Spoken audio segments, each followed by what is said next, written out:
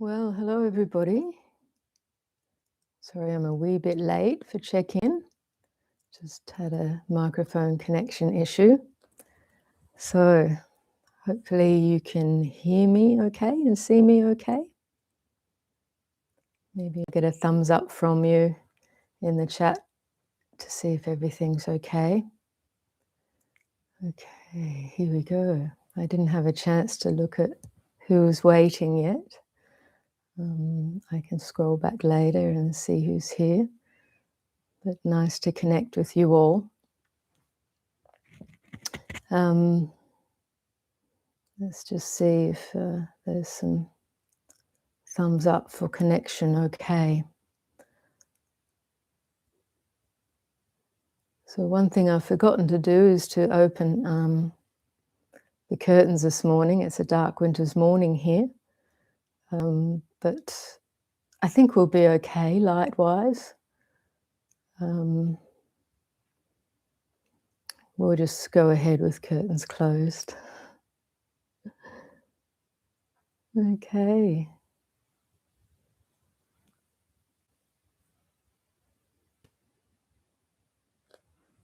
So we have this opportunity to connect and to meditate together and to reflect on the Dharma with your questions. And, it's not something that one comes by easily in this world, even though there's all sorts of opportunities to study the Dharma through the internet, and there's lots of teachers around. But I know for many of you, you're not necessarily in a place where you have Sangha or you can easily travel. So the internet proves very helpful for us in this way. But also reflecting on the opportunity again that you've actually arrived in this session. Many people will have the intention perhaps, but don't actually land here. And that you have the opportunity that you're well enough to tune in. And now we have the opportunity to sit together. Because even though there are many opportunities out there, making it happen and actually arriving is still taking it further, and it doesn't always happen. So just being grateful for this time. And I know that some of you tuning in last time to the live stream with Jayasara, she did talk about the benefits of arousing gratitude, bringing gratitude to mind. So this is just another thing we can be grateful for, the opportunity to tune in, to listen to teachings on Dharma, but actually just to sit and to be quiet for a time. This is probably, one of the most precious things these days, because people are quite busy, a lot of things to do, to look after, and we rarely have the opportunity come our way to sit quietly. I was listening to some Zen teachings just in this last week, and obviously Jayasara's got a long list of wonderful Zen teachings on the channel. But one thing that comes to mind now is just their pointing, their very direct, clear, uncluttered pointing to the fact that just sitting is not only the practice, but is the fruit or the realization or is the awakening. Now the mind can argue with this in many ways, but their pointing is the fact that just being here now, fully awake, fully aware, with mind as it is, aware and settling with that is the practice. and one can awaken right there. But the reminder that it already is awakening in that attitude, in that moment, is to help undercut that subtle searching for something else. The subtle desire mind, becoming habit in the mind that's always looking for something else in the future or looking back to the past and completely skipping over just being here now with what is. This is where awakening is, not only is possible, but is.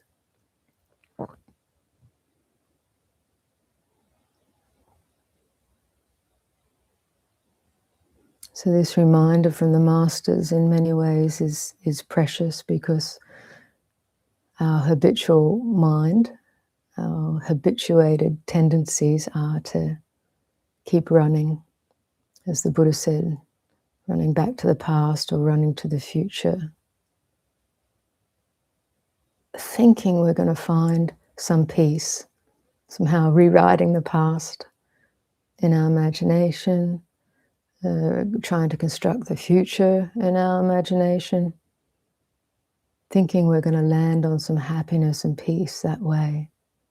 If we really look into it, that's the searching, the desire underneath that searching tendency.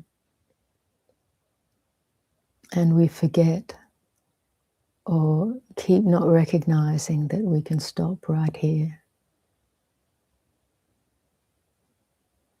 and let that searching mind rest, settle out, dissolve. And we discover something quite profound in that.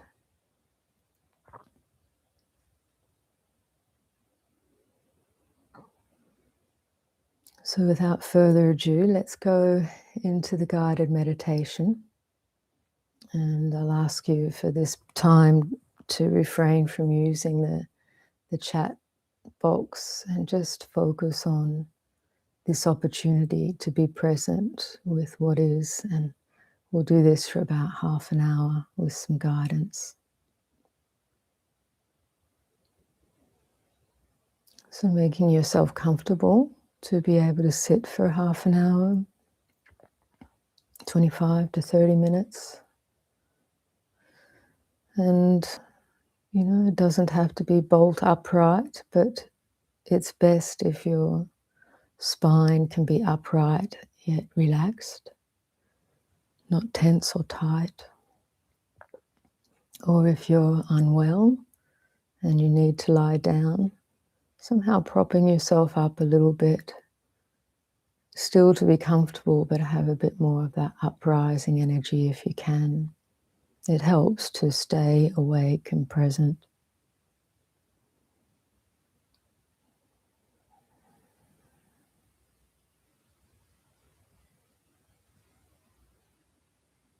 And when you come into a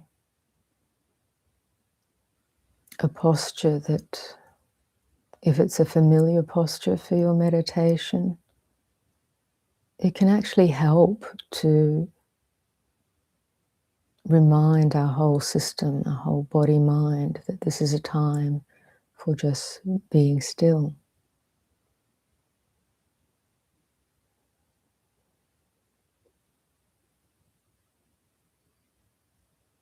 Taking a purposeful posture, whatever that may be.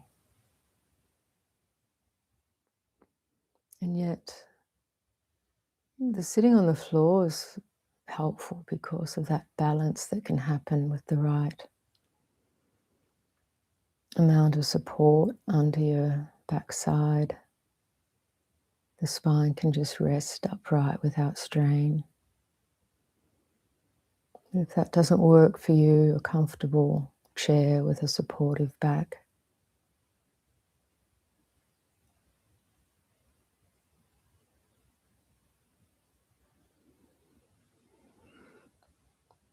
So connecting with the purposeful posture, just being aware of how that feels.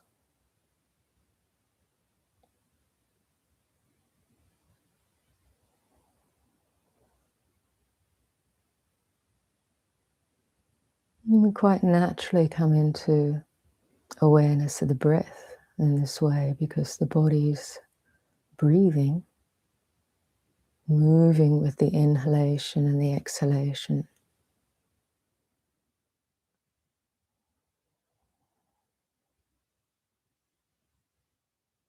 So at this point, just allow yourself to be aware of the whole body as it breathes naturally, not forcing the breath one way or another. Feeling the whole body as you breathe in and breathe out.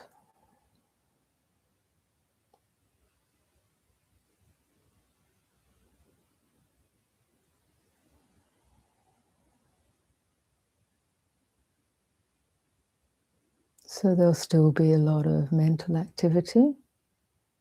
That's absolutely fine. So we're just generally directing our attention to be aware of the body rather than injecting more energy into following thoughts. So we're not trying to get rid of the thoughts or to squash the thoughts, but just being aware there is that mental energy. But I'm being more purposefully aware of the breath and the body as you feel it and sense it right here and now.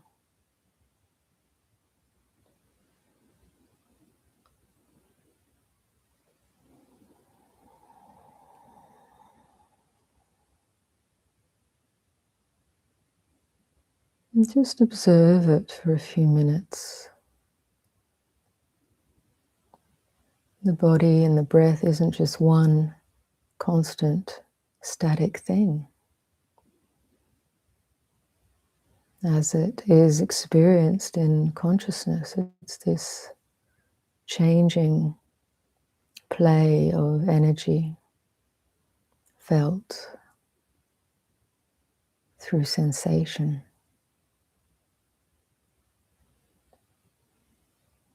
An array of bodily sensations. In the breath channel, we can be aware of the breath coming in through the nose, expanding the lungs and the diaphragm.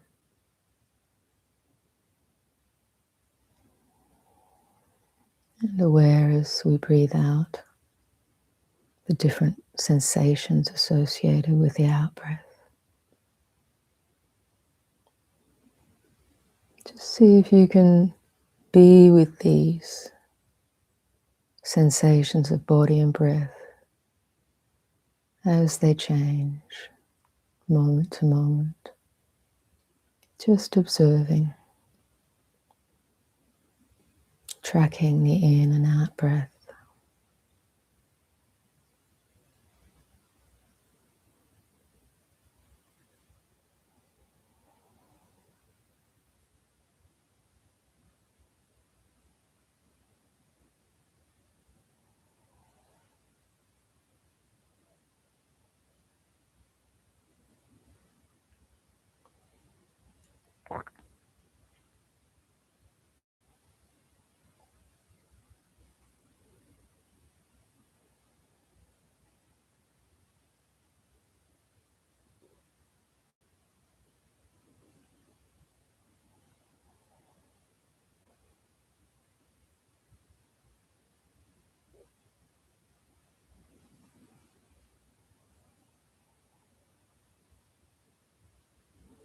And every time you find your attention has been pulled into a line of thought, just recognize that. Wake up there and know that you're involved in thinking and imagining, having lost awareness of breath and body, and just return with purposeful attention to breath, body awareness.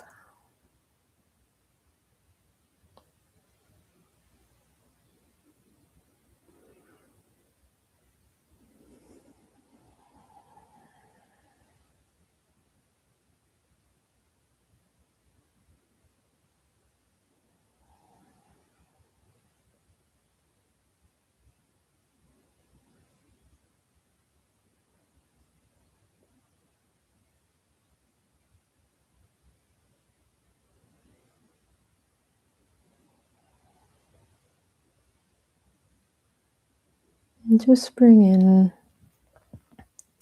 a slight, another purposeful intention, which is to allow the body and the breath to calm. Just the idea, the thought, calming. And it's not doing anything else but just introducing that. Let the body and breath calm down idea.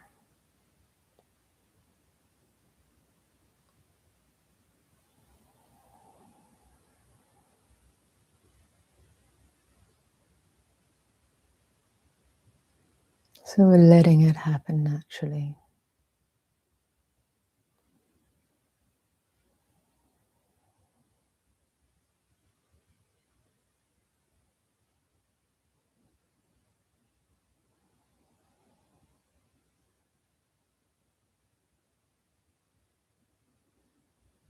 And you might find that quite naturally you'll want to settle attention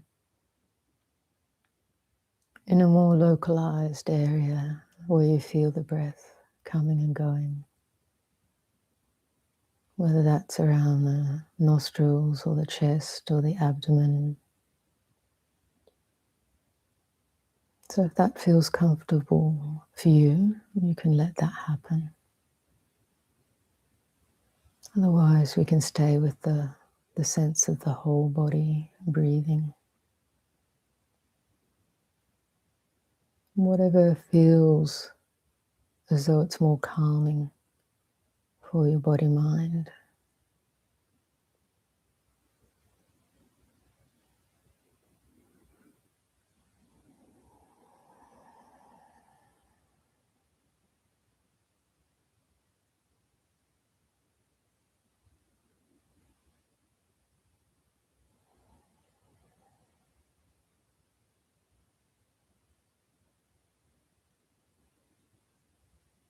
Recognizing thought, letting it pass through awareness, not jumping on board.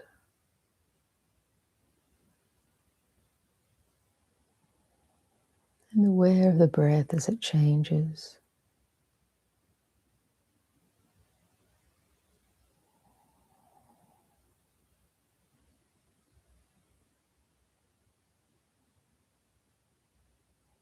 Allow your eyes to relax and just feel the breath from within the body.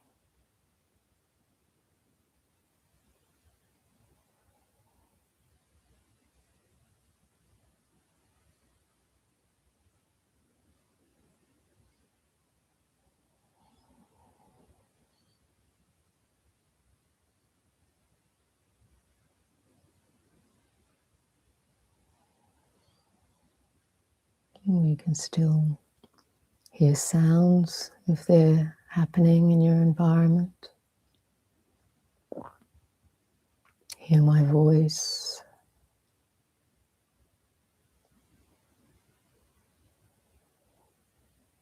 Experience different sensations.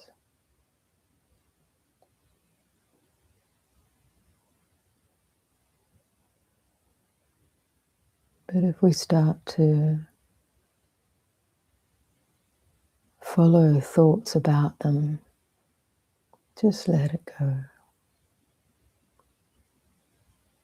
Otherwise, these sense impressions just come and go in awareness, appear and disappear.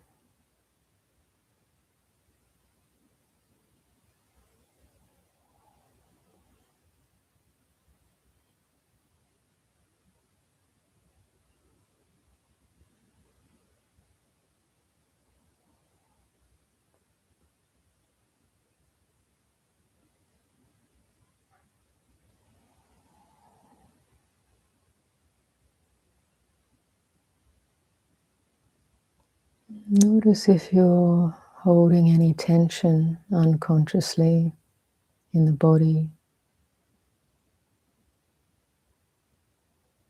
Often if we're trying to do something or trying to concentrate or be still, you notice a tension that you can then allow to relax once you notice it.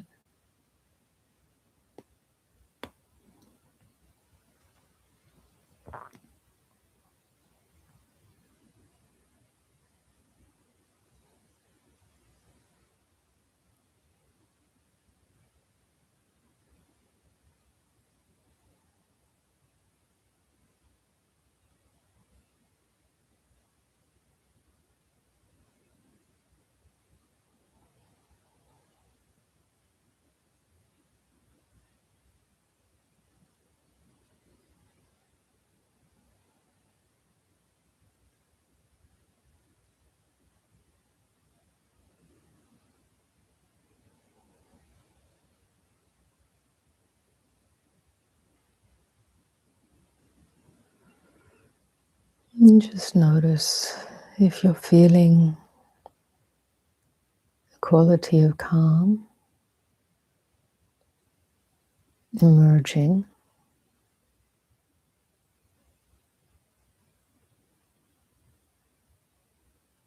or if there's stressing at any level. Just notice what the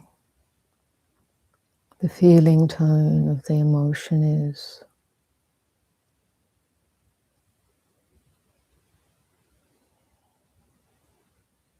Whatever it is, however it feels, we can recognize it. Let it be as it is in awareness. It's just a feeling, a sensation, or a thought.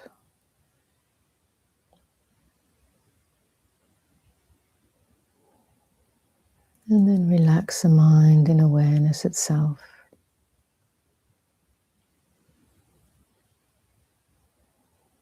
Or another way of saying it is just to trust in this awareness.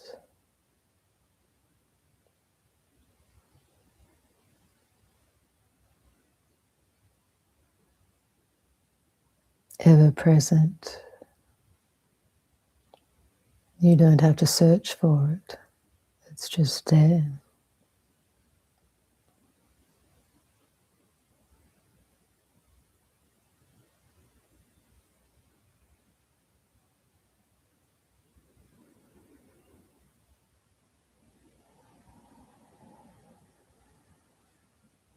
No matter how much disturbance or activity may be present, awareness is still just there to be seen,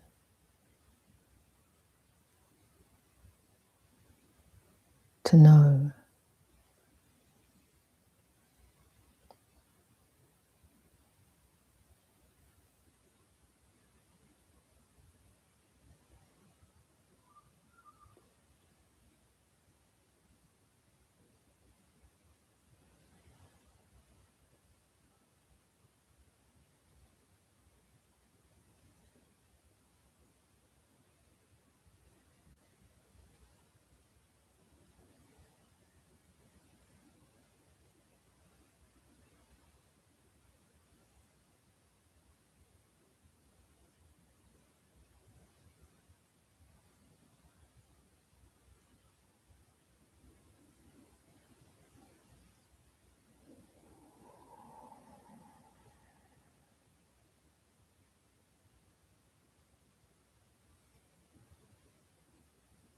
So we learn to recognize and rest the mind in awareness itself.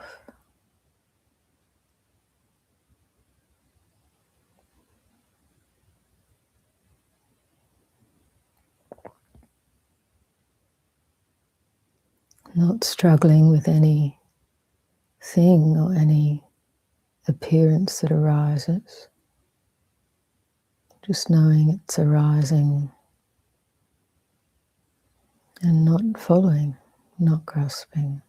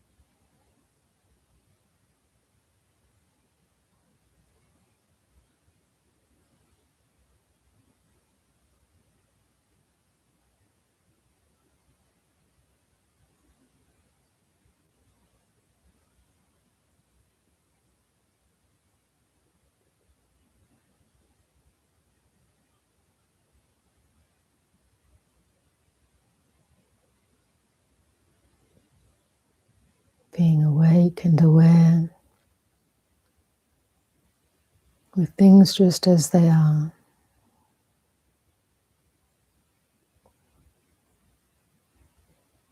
Memories arising and ceasing, thoughts appearing, disappearing, sensations coming and going.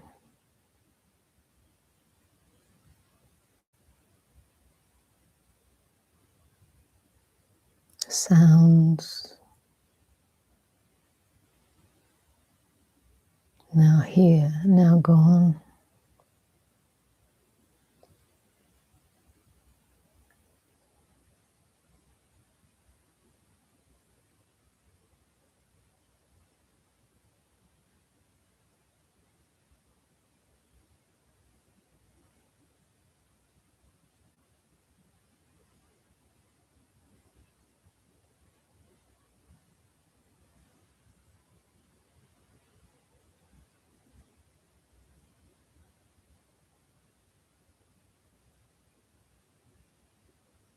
Let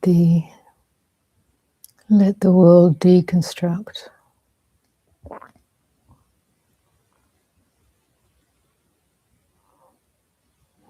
And we watch it construct and deconstruct in this very mind.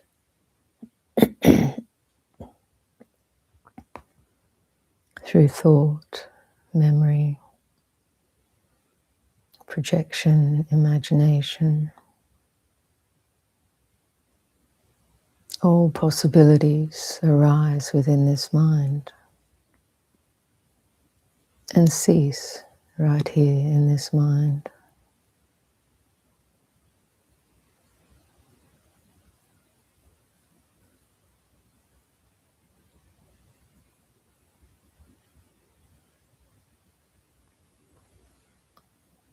And the knowing is ever awake and aware.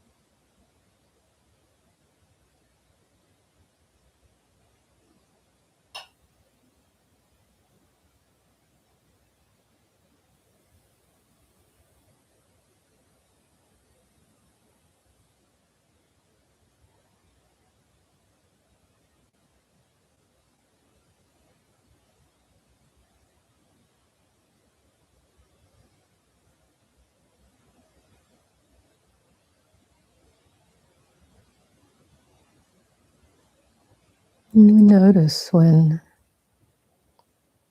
the experience of stress arises, there's a grasping happening.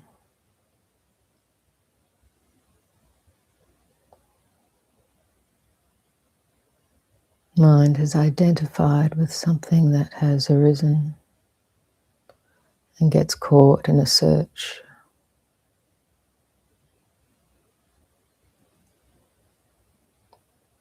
It's very momentary and very habitual. But as we become more aware of that tendency, the tendency itself dissolves. Stress or suffering is released in that moment.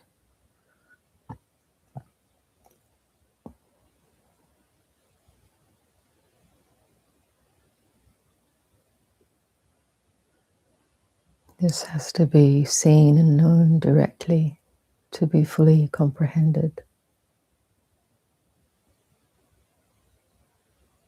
to be fully understood.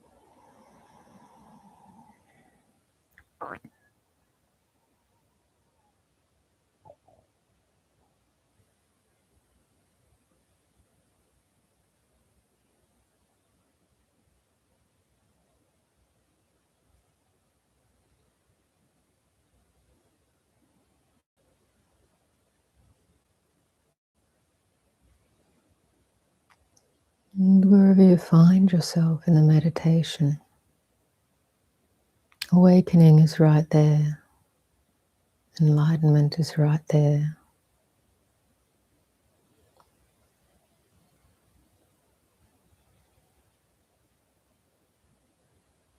We just find that right perspective, that right view,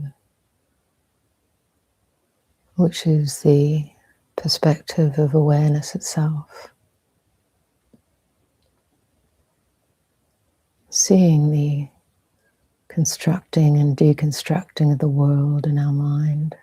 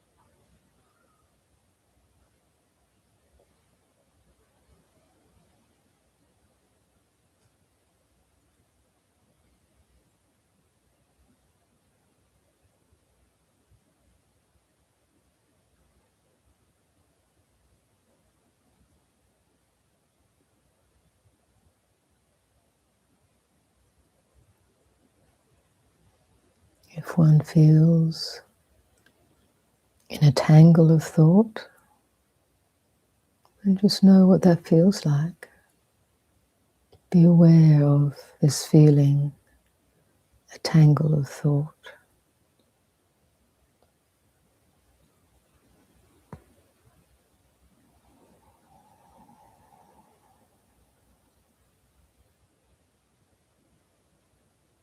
If one feels trapped in an emotional state, be aware what that feels like. This is anxiety. This is what anxiety feels like. Or this is sadness.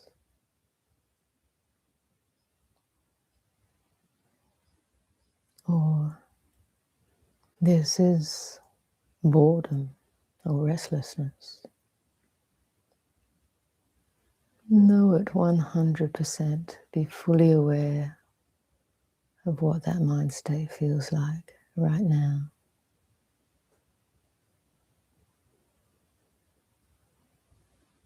And in that moment, be the awareness,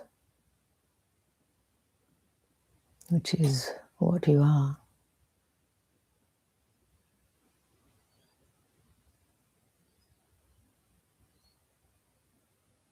You're not the mind state, the emotion, or the thought, or the sensation. They can all be seen to come and go and change.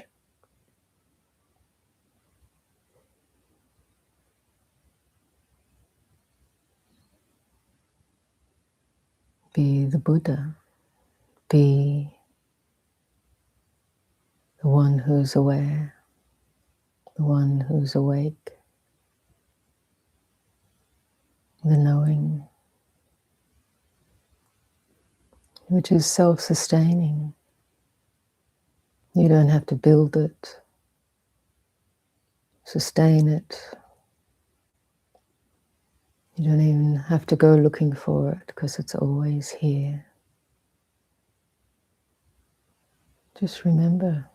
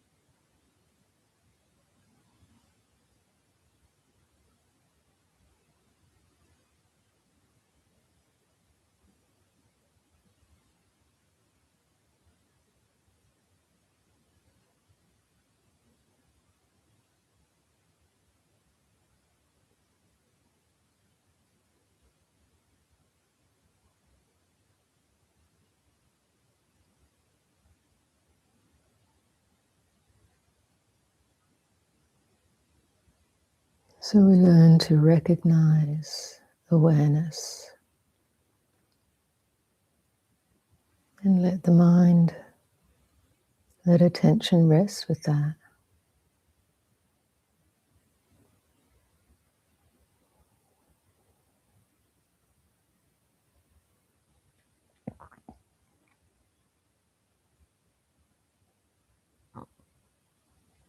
We notice what comes and goes.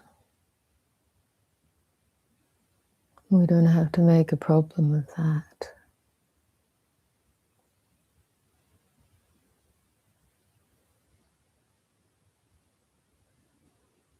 But maintaining recognition of awareness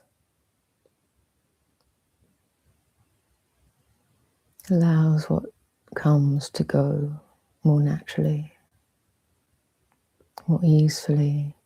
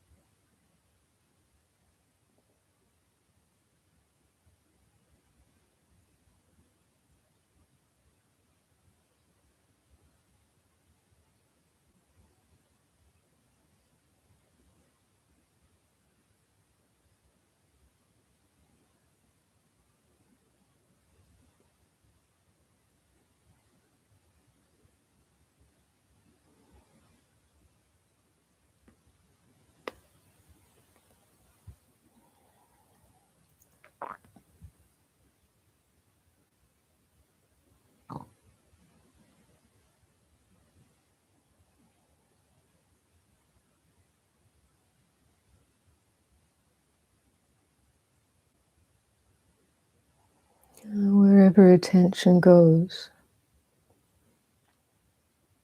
our energy will follow. So notice where attention is going.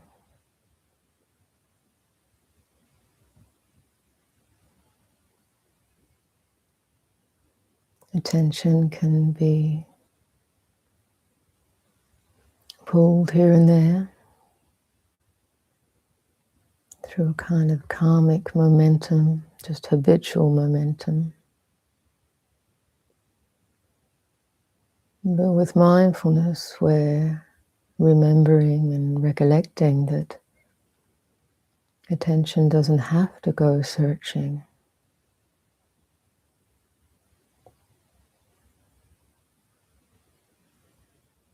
It seems to fall out of awareness through a mere forgetting,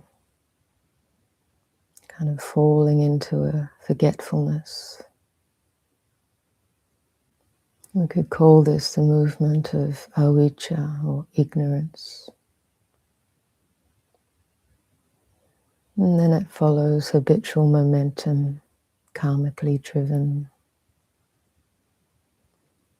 And if we don't wake up to that, that's where we find ourselves wandering endlessly through different mindscapes, whether pleasant or painful.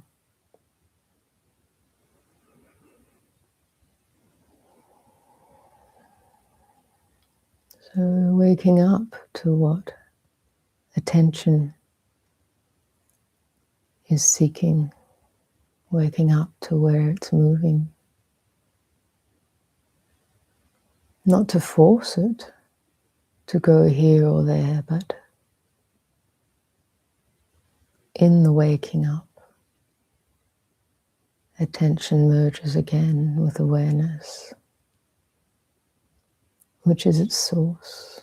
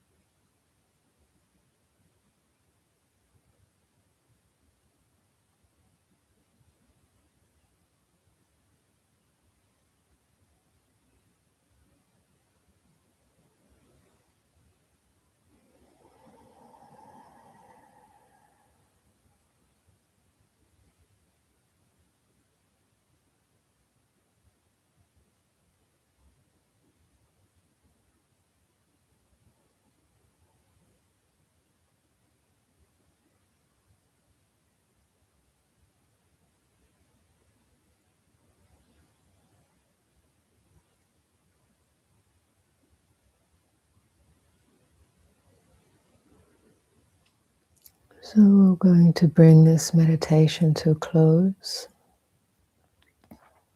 I'm just noticing what's happening for you now.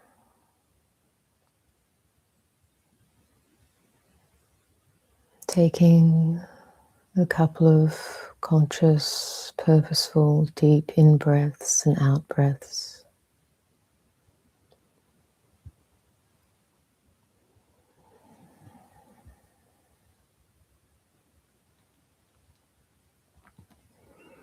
And then in your own time, we can come into this shared space of the live session.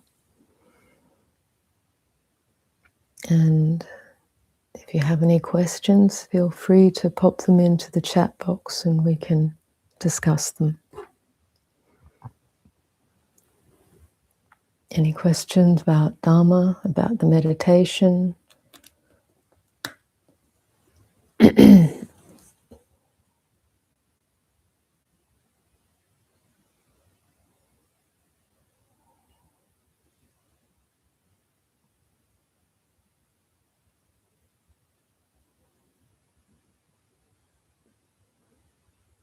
Just scrolling back through the chat, see in case I've missed any questions early.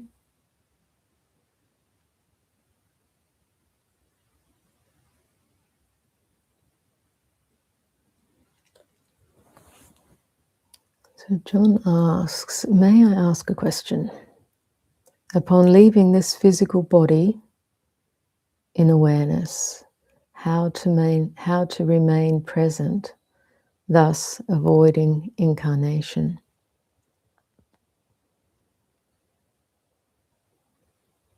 I guess in one respect you could say that's what we're practicing here and now in this meditation. If you listen to this meditation again with that question in mind, you'll see that's exactly what the practice is. It's about recognizing awareness and learning to rest attention, rest the mind there. Not that it's a particular place. Once you recognize it, it's not in a particular place. But once recognized, the instruction is to maintain that recognition. Now, it's not a matter of doing. This is the tricky thing. Because the more we do, that tends to actually be a movement of thought, a more constructing activity of the mind. So actually in recognizing awareness, that's probably, even without saying rest in that or maintain that, just recognizing is exactly that. Because in the pure recognition, there is the maintaining or the staying. But what happens is we tend to, if we're not familiar with just being in the fullness of awareness, trusting in that, what happens is the power of habit takes over and attention goes seeking again, grabbing onto this sense impression or that sense impression. So you can say the practice is waking up to that movement away from awareness itself. It's not that awareness has disappeared, but we fall asleep and then we just get pulled along with momentum. Attention is pulled along with momentum, creating all sorts of experience. So the practice is a pure recognition and familiarizing yourself with that ever-present awareness. This, once it's fully comprehended and the karmic momentum of taking birth wherever attention leads is exhausted because of the fullness of awareness and the wisdom that sees through that the searching of attention to land somewhere else is not worth it. Yeah, so it's the cultivation, so you could say that's the practice. Familiarizing, cultivation is recognizing, familiarizing, until the penny drops, until wisdom matures and no longer falls for the habitual momentum of seeking elsewhere, because that awareness in itself is full satiety, full peace. With knowledge, with wisdom, it is complete. So I hope that helps. That's the simplest, most direct thing to practice with.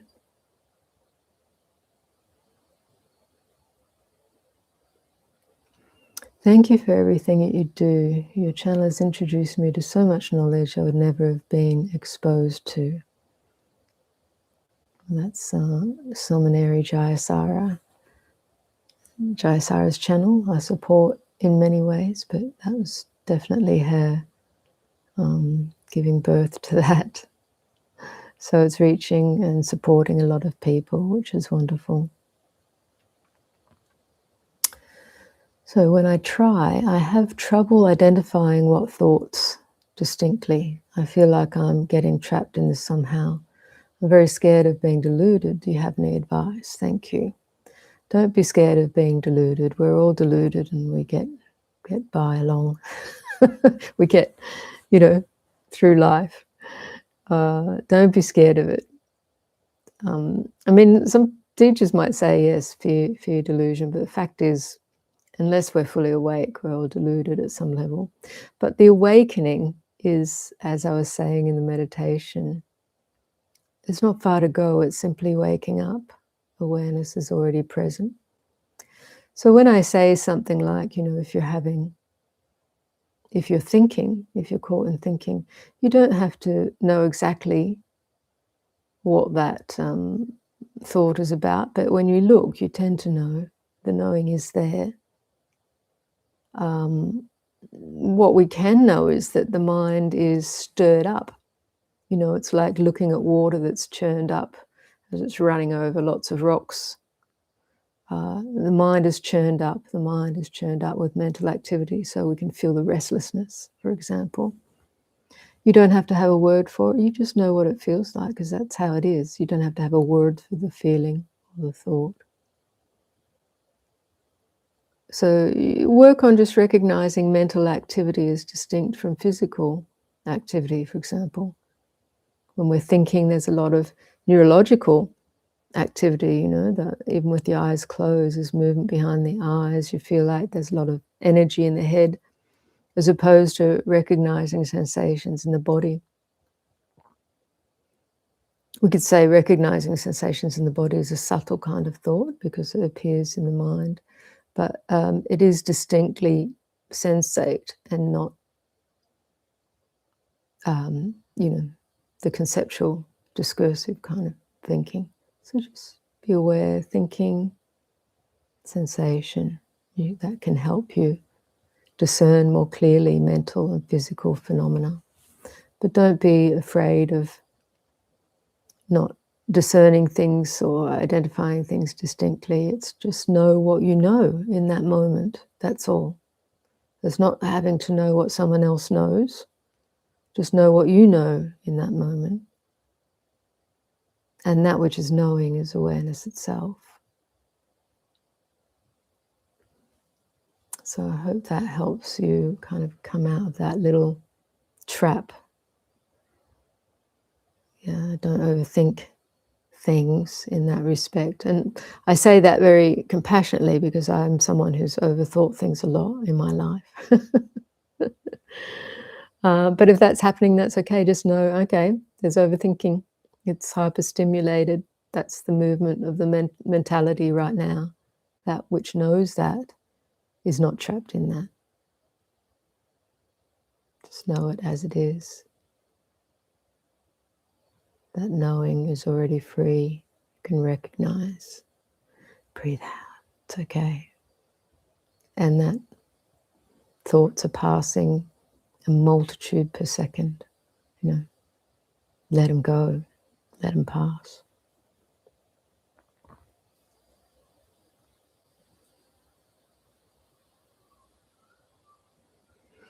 So someone's suggesting some of Simone Weil's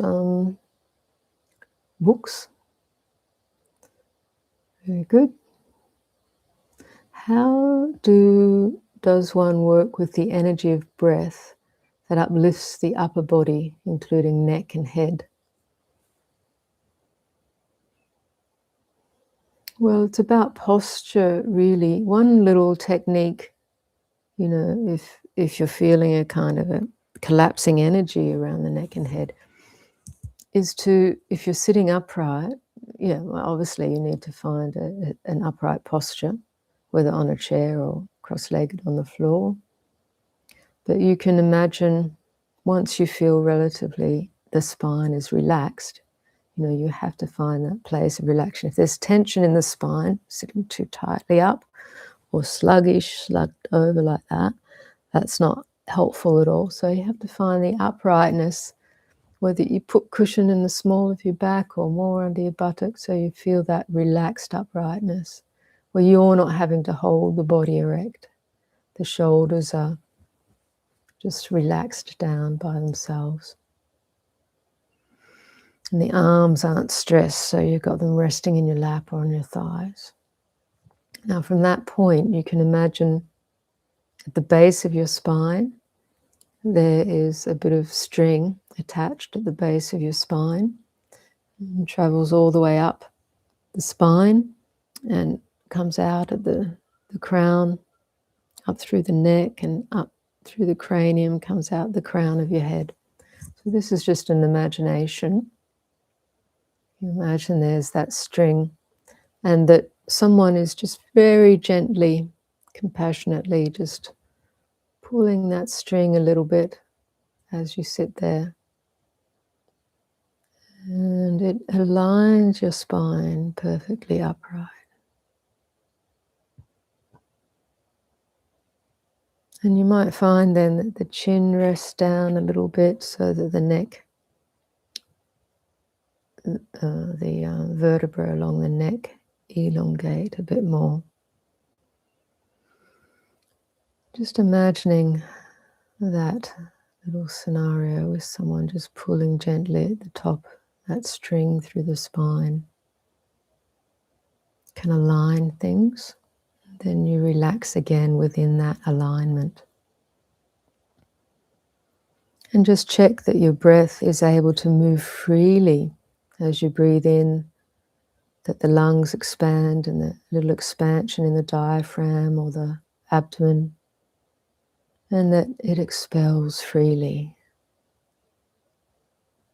That there's no tension at any place along through that in-breath and out-breath, from the nose down through to the chest and the abdomen and back out again.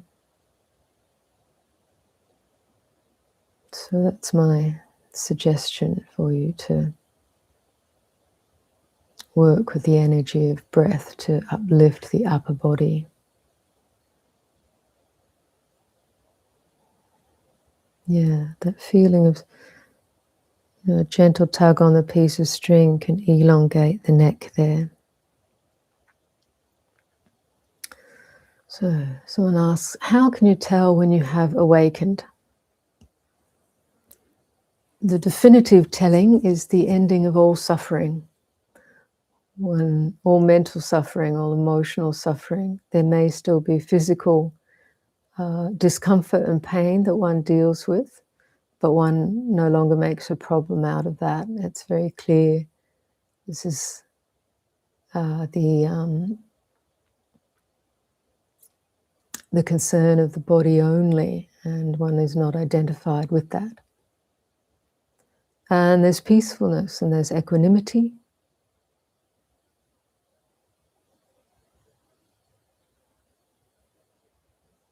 I remember one teaching, Dzogchen teaching, I think, Can't remember exactly. It may have been the one on the channel. It's very good teachings, the Vajrasattva Tantras.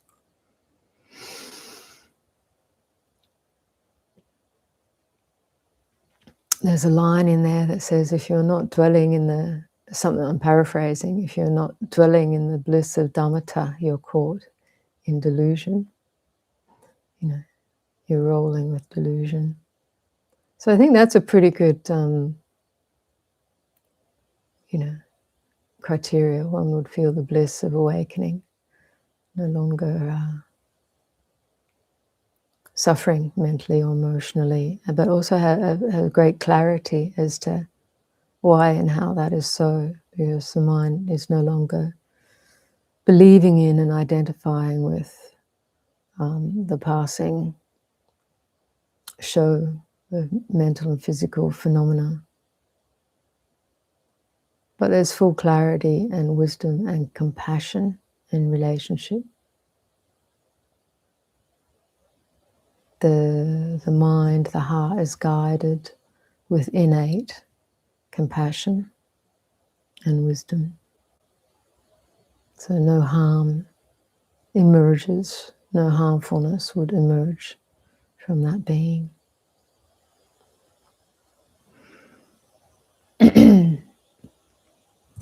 So I think there's a question here that's in two parts, because it just says during meditation. So I'm going to try and find the second part, so lots kind of come in between. So I think it says, I meant to say, if I have a lot of energy in my head and it uplifts the body to the point I feel like I'm going up, looking at the sky. Head and shoulders stretching up, it starts to hurt and I bring it down. Okay, so that's the clarification on the energy of the neck and head. So it's more that your energy is going up and you want to bring it down. Okay.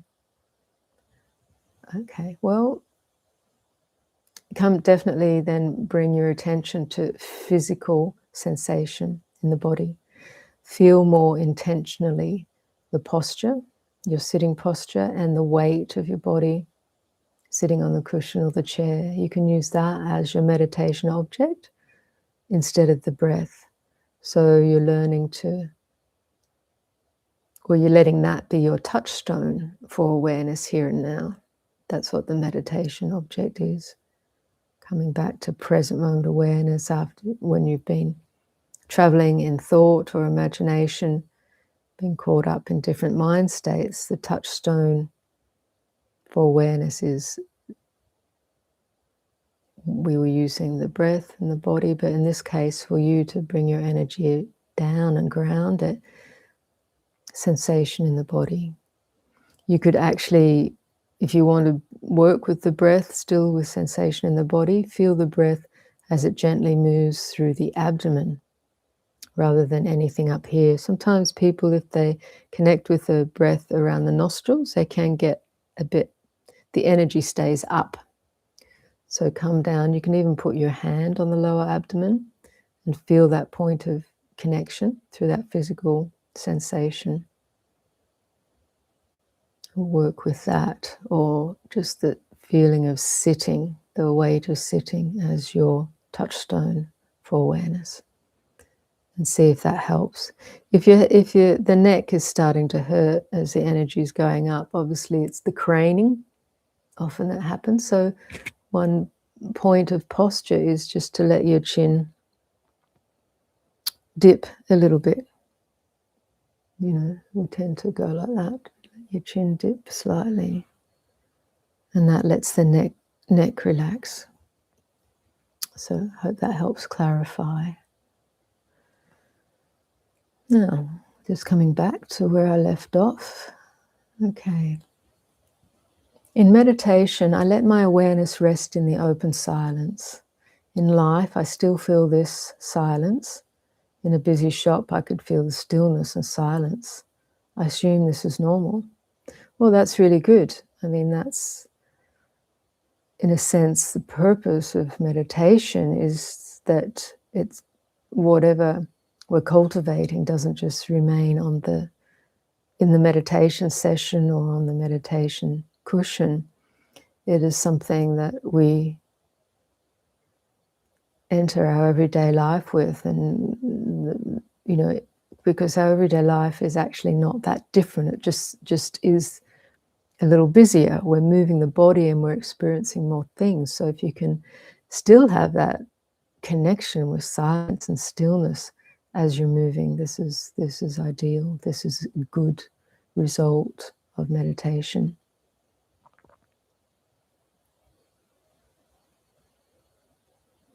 So I hope, I hope that feels good to you. Yeah, it's got a big smiley face there, but it's good cultivation if we want to bring in that distinction.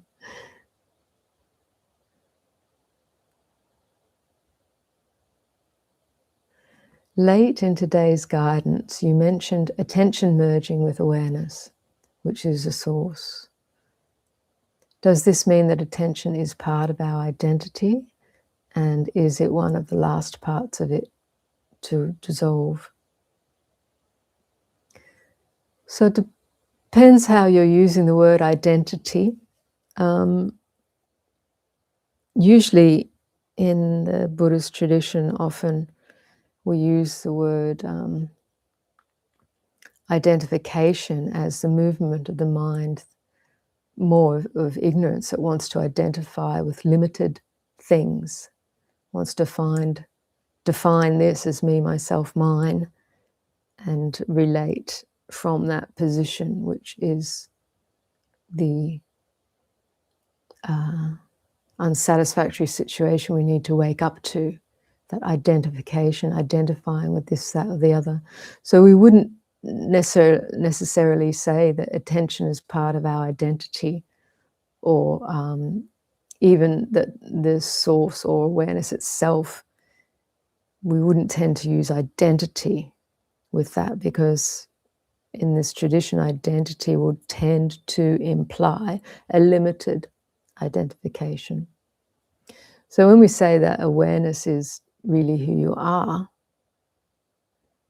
or when words such as source comes, or the essence of being, or the ground of being,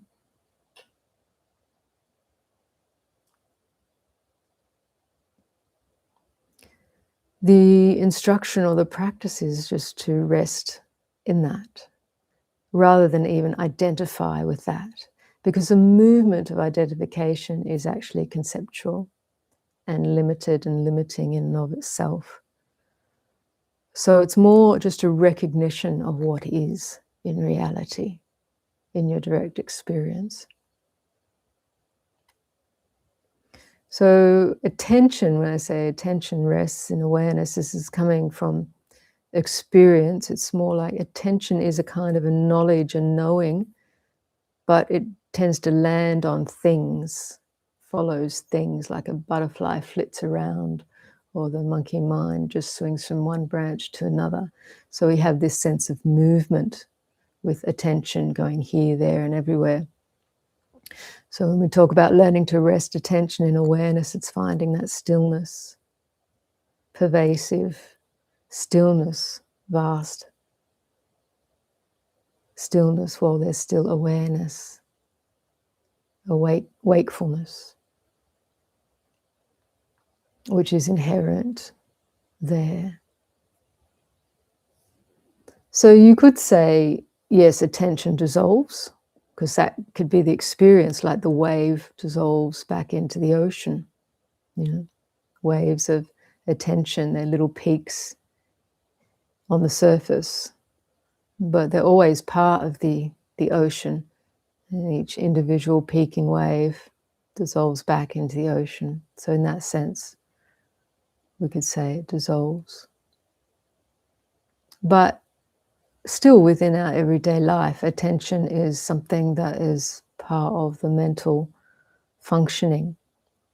So even a fully awakened being has attention and the movement of attention, but they know exactly what it is, and it doesn't get caught anywhere. They're not identifying with it. So attention just does its job like any other mental factor without it giving rise to confusion for the awakened being.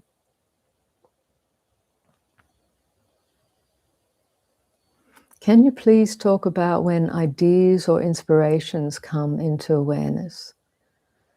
The middle of a meditation, where they are coming from, and should we give them attention? Ideally, in our meditation, any ideas or inspirations are usually just seen for what they are. The instruction tends to be not to give them more attention, but just to see them as they are and let them go, let them be, let them pass through. Quite naturally, as the mind settles in meditation and more clarity emerges, sometimes we do get inspiration and ideas, which one could see at some level, well, that's a good thing, maybe clarifying. But in the meditation itself, for the purpose of the meditation itself, we don't want to follow them necessarily. The instruction is not to follow them, but let them cease like any other bad idea or habitual idea or painful idea or an idea we don't want or an idea we do want. We just see the different qualities and the temptation or the tendency to want to follow and create. We just notice all of that. And the purpose of the meditation is to let the mind, to recognize, as I say, and let the mind rest. There may be other times in your day, depending on your work and your life and your family, where you want to sit and contemplate a project or an idea that you have in regards to, certain creativity, aspects of creativity in your life, or planning something. So in this case, you might want to let, it's not a meditation per se, but you want to let your mind settle and to think about something. But sometimes these ideas can come and clarify a project or a direction. Sometimes we want to contemplate maybe some difficulty we're having, or some confusion or doubts about decisions. So you let the mind settle, and then clarity and inspiration can come. So in that sense, it's not necessarily the meditation, in some sense, for letting go, if that's your purpose has been to want to clarify an idea or a direction. So I would make a good distinction between the two. Obviously, it's very easy to get tempted by, to use your meditation time to think about things, or should I do this or should I do that, So even though it comes into the mind, the general encouragement is to just keep letting things go in the meditation. It's a bit like also, sometimes just letting the mind clear completely can just bring enough clarity that even when you're not meditating, you understand more the way you want to do things or go about things without even having to think about it. So I hope that gives you some pointers. Can you describe more about awareness or recognizing awareness, and to practice or cultivate that in the midst of daily responsibilities and activities? Well, awareness is always here. We've never been without awareness. Awareness is ever present. So in some sense, to cultivate it can be the idea of cultivating means to make more of or create more of sometimes. So it's not that we have to create it, but we have to recognize that it is already here. It's a bit like recognizing, the space in the room. We may have spent all our life learning to recognize the objects in the room, the cupboard, the chair, the heater, the walls, the paintings on the walls, you know, and we give a lot of attention to the objects, and we move the furniture around a lot, and we bring more things in and get rid of things, and we enjoy playing with objects, and we might never have really noticed the space in the room, even though the space in the room was the precondition for any object to be recognized or played with or be or exist. But we never might have consciously recognized it, but it's always been there. So when you recognize it for the first time, space, wow.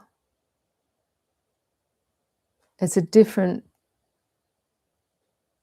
it's not as if you didn't know it was there at some level, but you haven't fully recognized it as the precondition for all of this to be present, for all of this activity within the space of the room to happen.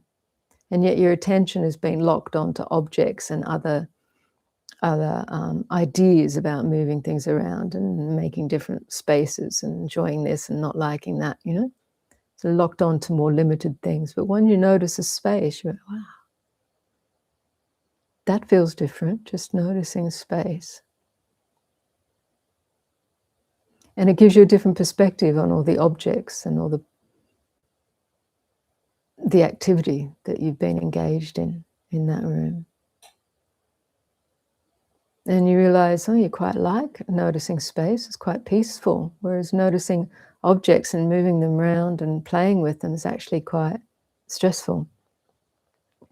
So you learn to rest more in the space, or enjoy the space. That's another way of saying enjoy the space. Because you're noticing it, you can notice it again and again. The more you notice it, the more you feel it, the more you're conscious of it. As you come into the room, you might notice the space more than the particular objects. You kind of start losing interest in the objects because you really like the space, enjoy the space. So then the objects start enhancing the space rather than the other way around. Or you could put that two different ways. You know, the space is the ultimate enhancement for the objects. So this is a direct, say, analogy for awareness itself. Always there. Without it, nothing could be experienced, but we don't consciously recognize it often. But when we do, it's like, oh. And it's just like that. It's like the space in the room. It's not an object you can land on. It's not an object like a discrete chair or bit of furniture. It's like, it's the context. It's the water in which the fish lives, so to speak. That's a limited analogy, limited metaphor. It's the environment, it's the context. And once you notice it, it doesn't have the same limitations as things that appear within it, thoughts, feelings, experiences. Experiences is a word for sense impression, sense experience. So anything we can experience as a body-mind is happening in the context of awareness itself. So this offers another way of being. You can let attention jump around with changing objects, you know, which is busy, busy, busy, busy, busy, busy, busy. Or you can let attention recognize awareness and learn to rest there. Even as things come and go. So that's cultivation and familiarization. So in the midst of your daily responsibilities and activities, just as that previous questioner was saying, they can still recognize the silence and the stillness or the quality of pervasive awareness ever present, uninterrupted or less interrupted. So you're not falling out of awareness, you're not falling out of that connection with pervasive awareness so often.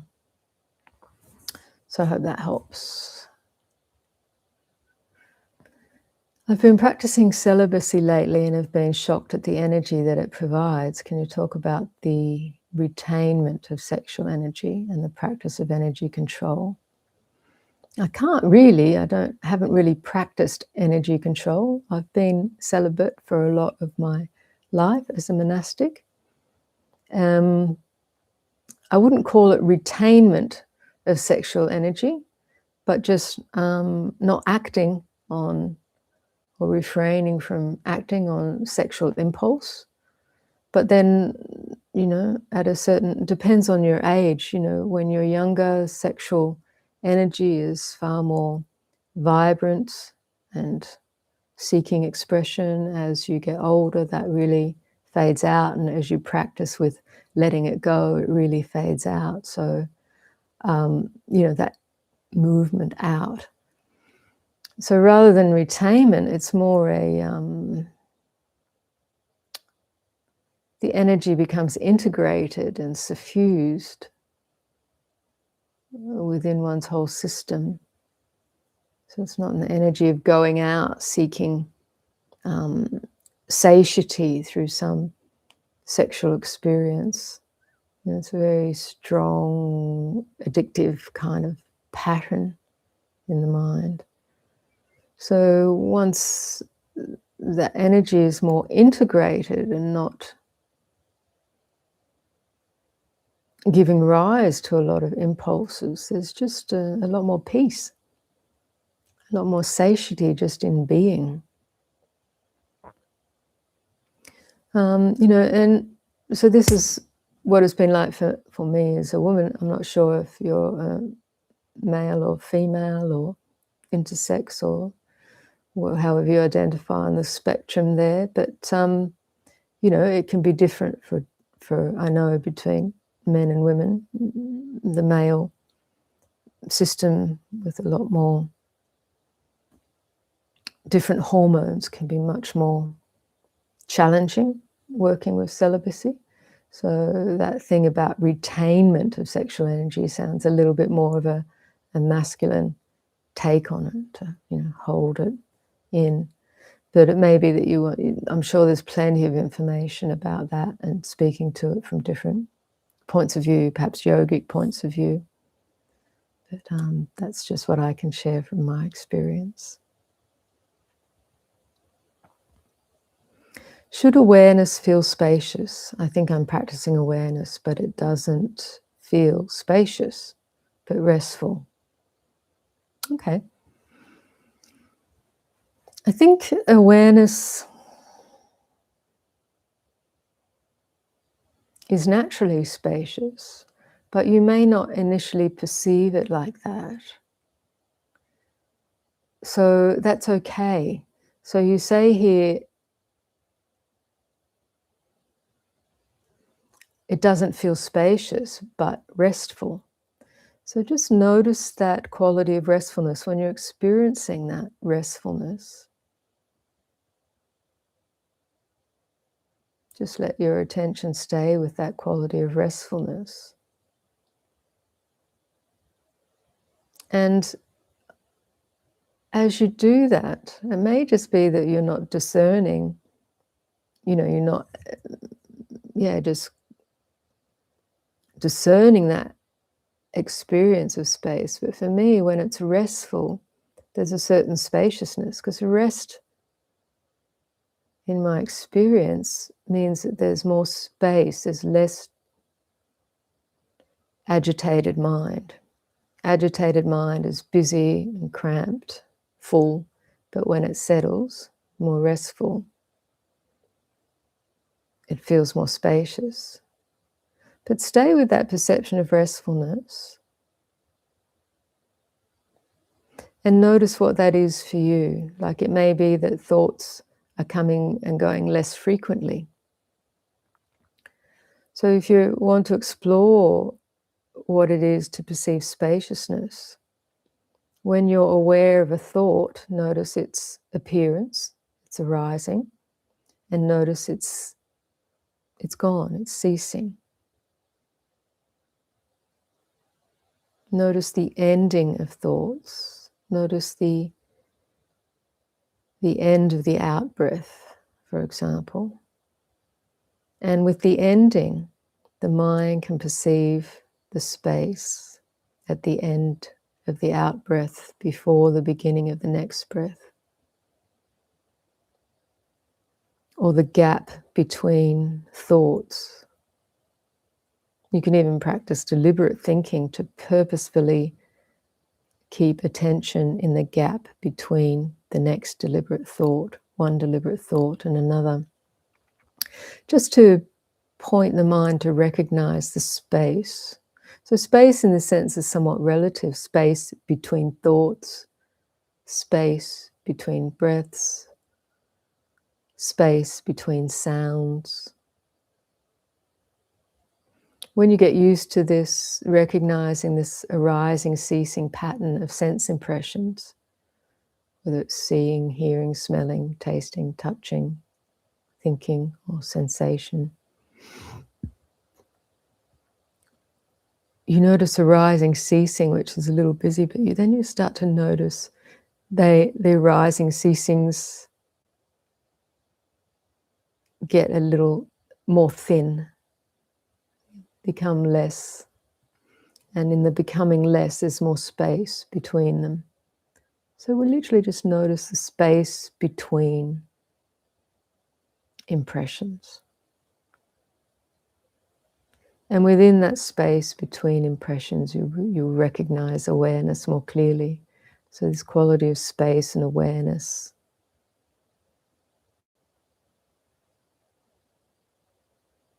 Sometimes called the basic space of awareness. The space can be discerned, distinct from awareness, but they're also both pervasive, boundless qualities. When you let attention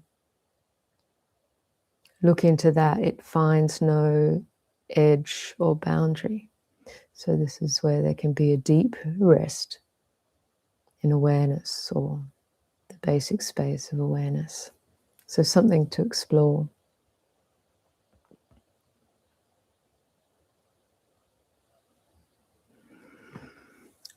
What is the Buddhist view of social causes of suffering, such as poverty, injustice, war, inequality, and trauma caused by others? Did Buddha teach about collective form of dukkha and social harmony?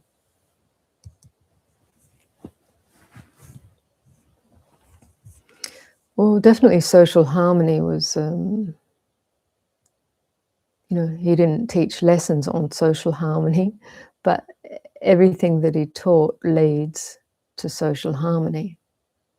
Because it's based on harmlessness, it's based on wisdom and compassion, based on sensitivity to others, not wanting to cause harm to others, wanting to do what is beneficial for self and others and let go of what is not beneficial for self and others. So this completely naturally leads to social harmony. So even sila, the word sila, which is the word used for wholesome conduct or right conduct, right action of body, speech, and mind, and for those undertaking precepts, it's those guidelines for refraining from harm in different ways. So even the word sila in some respects implies harmonizing, implies sensitivity to the context and the environment and the others that we live with. So it's all about harmony. The social causes of suffering are the same causes as the individual causes of suffering: greed, hatred, and delusion, and the ignorance of the mind that drives them. Ignorance is not knowing suffering, its causes, and the way to the end of suffering. I say not knowing suffering. We all know suffering, but we don't understand it. Therefore, we keep behaving in ways that reap more of it. So the Buddha famously said many times, all I teach is about suffering and the end of suffering. because that's what it boils down to. And the simple message is that we need to understand how this suffering arises before we can be free of it. Otherwise, we just keep going around in habitual patterns fueled by greed, hatred, and delusion, and reap more of it individually and, as you say, collectively. Collectively means that, as individuals, we're all kind of spinning with greed, hatred, and delusion in different ways, to some extent or the other, and kind of this creates suffering and a certain degree of chaos in our individual lives, in our family lives, in our community lives, in our, global lives.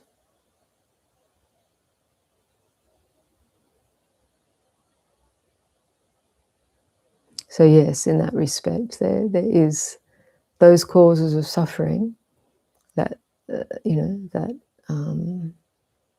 bring about poverty, injustice, war, inequality, trauma caused by others. That's all implicit because we're all individuals, and as a society driven by kind of collective ideals that a little bit are quite out of touch with what would bring true harmony and well-being. So, I'm a school teacher and feel so pulled in every direction through the day. How can I bring this interior peace to my very, very busy life? Well, hopefully some of what I talked about earlier in response to earlier questions about establishing awareness in your everyday life and activities spoke to you in this regard. So it's not, having a busy life, it does mean it's more challenging to feel peaceful, let's say. But if you don't establish necessarily the intention to feel more peaceful in my busy life, but just be more aware. So bringing awareness to every moment. So that means even as we're doing menial tasks like washing up the dishes or sweeping the floor, or walking between the house and the car, or from the car to the classroom, just be with what you're doing. Be aware of what you're doing, what you're feeling. Because I think the main problem is that when we become so busy, we're kind of ahead of ourselves all the time, thinking about the next thing, the next thing, the next thing, and we're not really with things as they're unfolding. So that's a bit of a training to learn how to be with what you're doing as you're doing it. Now, that doesn't mean that we don't plan things, but we can be aware that I'm planning the week's lessons, or be aware that my mind's racing ahead. As I'm driving, I'm already at school in the classroom teaching the lesson in my imagination rather than just being with the driving. So when you catch yourself being ahead, don't criticize or judge or anything like that. Just wake up to that moment. Futurizing. I can see that. And what am I doing now? Can I be with this? So moment by moment. It doesn't mean that we have to completely not be able to plan or think ahead, but we become increasingly aware. Right now I'm planning this. I'm thinking ahead, and you're not pulled out of present moment awareness as you're doing it, or at least less so. So that's the way to undertake it, and take every ordinary opportunity just to be present, in a 5-minute break or 5 minutes at the end of your lunch break. Just be with your breath, even just for two breaths, in breaths and out breaths. This practice of, can I just be with this as it is in this moment without having to think about this or do something with your body, just sit, even before you start the car in the morning, just sit, one breath in, one breath out. Now start the car. It can just break that momentum of running ahead for one in-breath and one out-breath. But we have to remember to do it. So this is what mindfulness is about. Set the intention, remember. Every little moment like that can have a massive impact and bring you more into present moment awareness in your everyday life. Okay.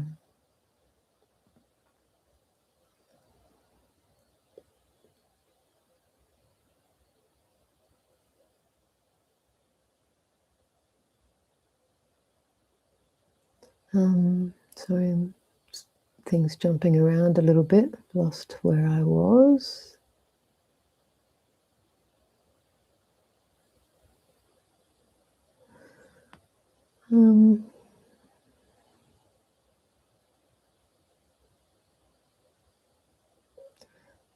So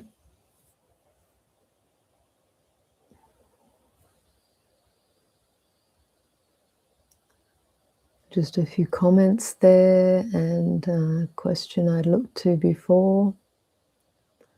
I have a dog that is easily afraid of the smallest things. He barks as if he is screaming for help. Those barks make me anxious. How do I manage my anxiousness? It might be best to give my dog away. Oh, no, don't give your dog away. It's your doggy feeling anxious. You're just feeling that sympathy, that empathic resonance with him. So don't be afraid of that feeling of anxiety. I mean, I don't know how much it's going on during the day, if you're with him day in, day out, and it's fairly constant. But maybe try to approach it differently. Easily afraid of someone who barks as if he's screaming for help. There may have been some trauma, some conditioning for the dog. Different ways, maybe if there's some way you can, completely kind of just speculating here, but offer him comfort in some way. Just maybe do this for a whole day. Every time he barks anxiously, just if you're around, can you just help calm him, pat him, or making sure he has a bit of food or water. This is an experiment, and you may already be doing or have done something like this. But also when you hear him bark, you say as if he's screaming for help, and those barks make you anxious. Just be aware that feeling that comes up in you in that moment. Know that it has arisen due to hearing, due to the sense impression of sound. This unpleasant feeling of anxiousness arises in you. But if you stay right with it, it immediately can cease. Unless the barking continues and it's re-arising. But notice when the barking stops, that corresponding feeling arising with that sound ceases. So this feeling arising in you is not who you are. It's a conditioned arising. And you can learn how to breathe. If it's making you anxious in the moment, just learn how to breathe with it. Breathe in. It's okay to be with this. So this is helping your own system down-regulate in that moment. Just breathe with it, consciously, fully aware. And you can breathe out that anxiety. And then, or both, go and comfort your dog. There may be ways you can change that behavior in your dog if he is comforted and you comfort yourself in this very small way, can have a good effect. So I would encourage you just to experiment, but particularly being really aware that tight, anxious feeling in you, breathe with, let go, but also help your doggy to breathe with and let go in some form of comforting. And just see how it goes. Try some different things. But that anxiousness that you want to get rid of, by getting rid of your dog doesn't mean that anxiety won't come and go again in you. So this is an opportunity for you to move beyond that reactivity.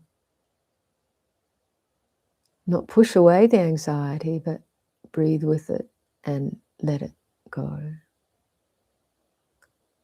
It's an ideal opportunity. Because your doggy is doing it out of habit, so you can just find a different way of being with this when it arises. But don't ignore your doggy's needs either. Just help. See what helps. Discover what might help, what might change. It may even be what he's seeing some movement from within the house or outside, just maybe changing a position or pulling a curtain so he's not seeing the movement that distresses him. It could be anything. Who knows? Just try some different things. Attention comes from two Latin words meaning to stretch towards something. Allow your attention come to rest in being. That's good. But it doesn't have to stretch. It stretches out towards outer objects. It's resting back. Someone said it's like an elastic band, didn't they? So it's resting back the tension. Okay. Wonderful guidance. Felt something familiar. Aware of the fabrication of my experience, like lucid in a dream. Then it was just a memory. How to work with sadness of knowing I'm usually lost in delusion. That's just an identification with an idea that I am usually lost in delusion. And you're becoming sad about something. It's just an idea. Equally, let that be a lucid awareness. This idea of I, to begin with. I am lost, and I am lost in delusion, and now I am sad about it. Construction, fabrication. Just that, just waking. I've come to the conclusion that I do not choose my thoughts. It is a good practice to know this and just watch whatever comes, come or pass. Absolutely. Yeah, the thoughts are karmically driven. We tend to think, I am thinking now, this is me, this thought is me, I am this thought, or I am the maker of this thought, or I have to stop making these thoughts. But actually thought just arises and ceases. It's karmically driven, and it's also where our attention is habitually pointed and moving. Once your attention rests in more stillness through familiarization and recognition of stillness, space, awareness, non-suffering, non-clinging, then you can see more space. There's less thoughts because attention is less activated,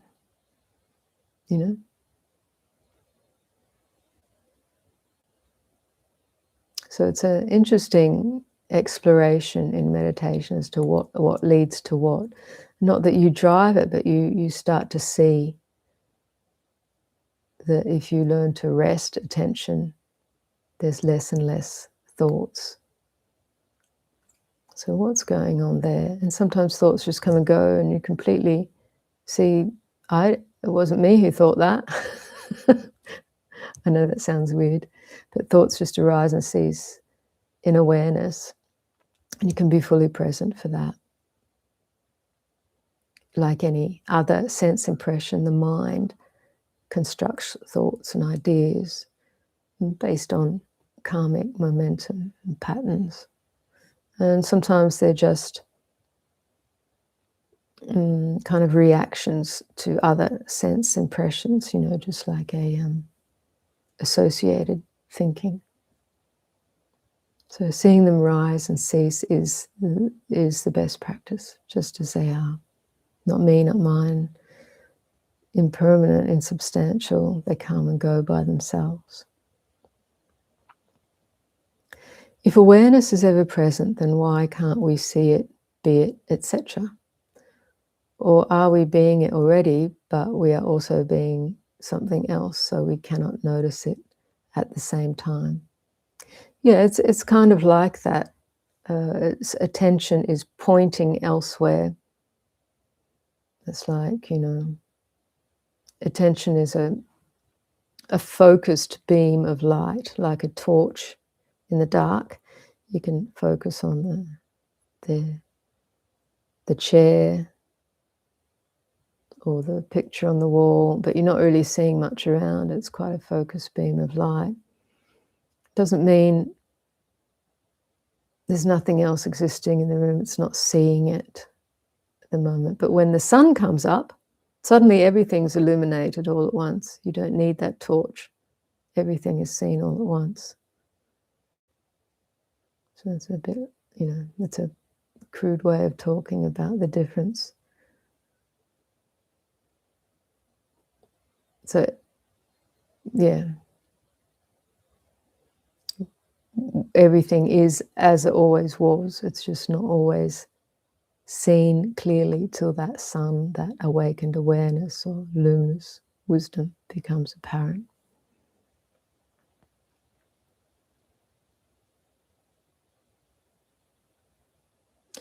Okay. So there's an extra part to that question. So, and if we can't force it to show itself, then we must wait. Yes, just be the knowing. Be the knowing. That's the instruction. Things will become clear in and of themselves in their own time. You can't force anything in this practice because it's more of a directed generating. Of course, there's skillful means for allowing the mind to settle, but then we're letting go as the mind comes into its own self-sustaining settledness. You don't need those subtle movements of intention and attention anymore. It's self-sustained. So this is the gradual process. So what the mind no longer needs, it kind of discards naturally.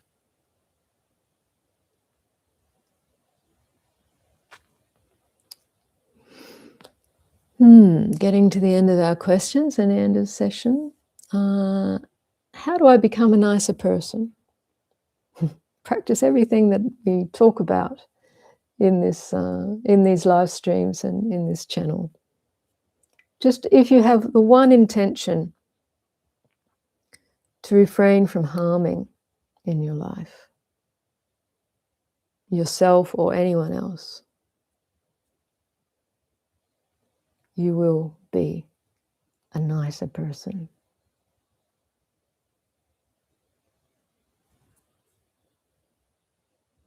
I'd imagine seeing it would feel like coming home. Well, that's okay, that's the third part of that above question about not being able to notice awareness. But yes, more and more like coming home, arriving home after a long journey and resting. But then realizing, as it might have been Ramana who put it this way, realizing that actually the long journey was a dream and that you've woken up in the very place that you sleep. You never left home at all, which is a lovely way of saying it. Who is the director? Who is the top director of this channel? You can read about the channel on the community page, I think it is. Top director is Buddha. Thank you for that answer. Even though the Buddha isn't a director either. But true. Top director is that which knows. You accidentally skipped something because it fell between the two-part question. At the Alliance of Being. Would like, oh, well, yeah, things happen because all the questions come in. Sorry if I've skipped someone's question.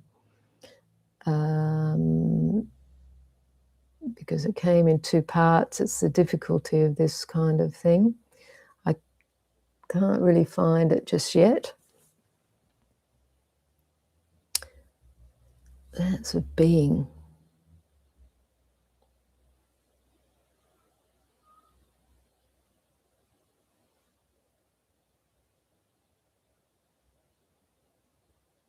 Ah, okay, this might be it. Today I experienced breath, felt as if all physical attributes of breath, but they all collapsed into one, not as the body, as it exists spatially, but as in one space. So today I experienced breath, felt as all physical attributes of breath, but they all collapsed into one, not as the body, as it exists spatially, but as in one space. Is this perspective taught? Yeah, well, that's the progress of meditation. Everything collapses into one, and then none collapses into space, and then awareness and purity of empty awareness. So this perspective is taught thoroughly as the progress of practice, indeed, particularly in the Dzogchen tradition. But really, that's just what happens when the mind comes into concentration as a natural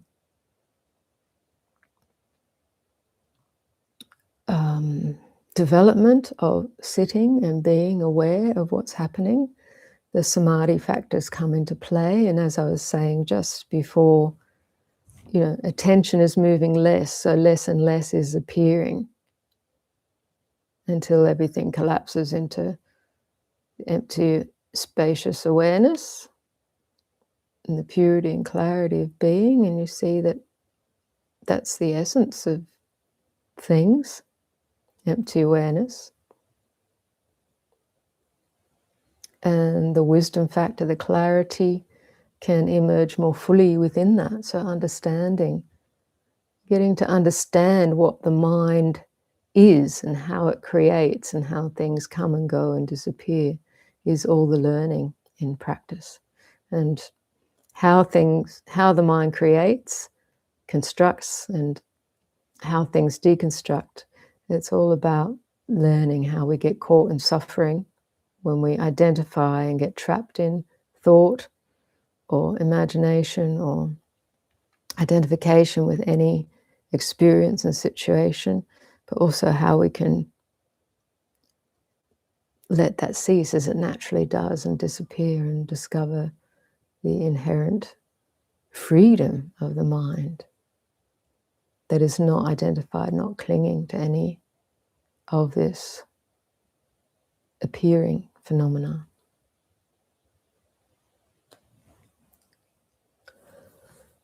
So, last two questions. Would like to know if body contemplation is necessary compared to mind, knowing both are equally important. Well, I think it is necessary because we need to come to know what this body is as much as what this mind is, because the body, particularly in the first stages of practice, and I say first stages, I mean, we're working with the body and understanding what it is for a long time. But it's not only focused on that and not the mind. The mind and body is a kind of a complex of interplay in and of itself. So we're seeing both at the same time. But the experience of body is a real skillful means for resting out of mental activity, which is our basic hindrance in meditation. So relying on awareness of body both gives us insight into what this body is in relation to mind and in interplay with mind, but also gives us that opportunity to rest out of conceptual proliferation.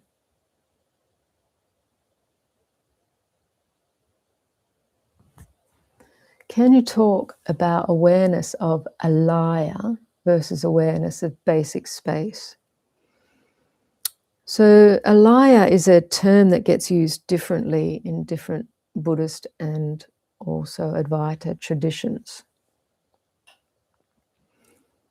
From what I understand, and I may not be perfectly informed, but it is a word or a term, an idea that emerged more in the Abhidharma, which is the philosophical analysis of the Buddha's Dharma, which came several centuries after the Buddha's teaching.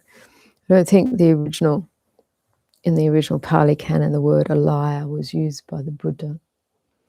But from what I understand, in most of the traditions, when they use the word Ayya, they're kind of talking about the mind in a kind of a latent state, but there's not necessarily the full wisdom clarity of awareness awakened yet within that.